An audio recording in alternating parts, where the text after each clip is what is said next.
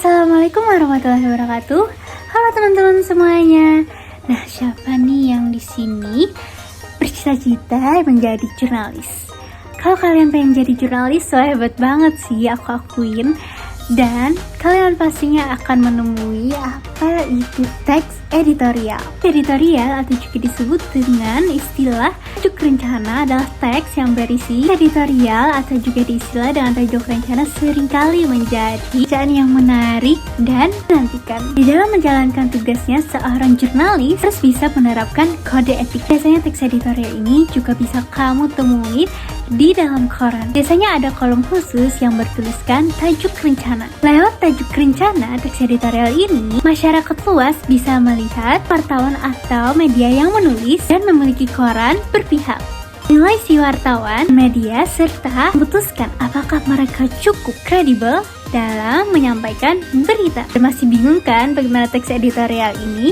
Yuk kita bahas satu-satu ya, mulai dari apa sih itu teks editorial? Tajuk rencana teks editorial adalah pesan pokok dan menyeluruh dari penulis terhadap isu yang sedang diperbincangkan. Lalu bagaimana sih ciri-ciri dari teks editorial ini?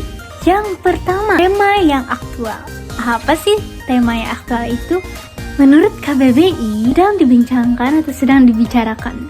Nah, salah satu nilai berita inilah yang dijunjung oleh wartawan maupun jurnalis. Misalnya nih, masyarakat lagi ramai membicarakan tentang kenaikan harga bahan bakar minyak atau BBM. Nah, berita ini bisa diangkat menjadi aktualisasinya. Yang kedua, sistematis. Selayaknya tulisan pada umumnya, teks editorial ini ditulis secara sistematis agar bisa dimengerti atau mudah dipahami bagi para pembaca. Meskipun tajuk rencana ini sifatnya argumentatif, tapi lalu bagaimana sih struktur teks editorial ini? Yang pertama, pengenalan isu. Jadi di sini mengenalkan isu yang sedang dibicarakan atau sesuai aktualisasi dari teks editorial ini.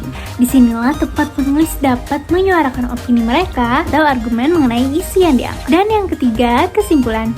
Penulis biasanya juga mencantumkan syarat atau harapan pada tanggapan ini. Lalu apa saja sih struktur kebahasaan dari teks editorial ini? Yang pertama, adverbia.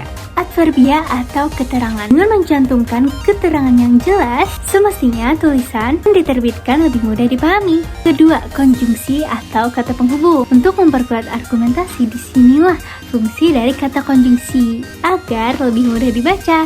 Selain itu, juga bisa menghubungkan sebab akibat dari isu yang diangkat. Yang ketiga, verba material adalah kata kerja yang berimbuhan mengacu pada kegiatan fisik. Lalu, bagaimana sih contoh dari teks editorial ini? Simak setelah ini ya.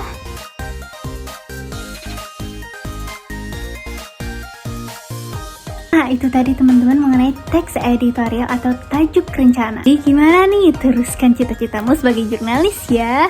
Udah kebayangkan teks editorial? Sampai jumpa di materi selanjutnya. Wassalamualaikum warahmatullahi wabarakatuh.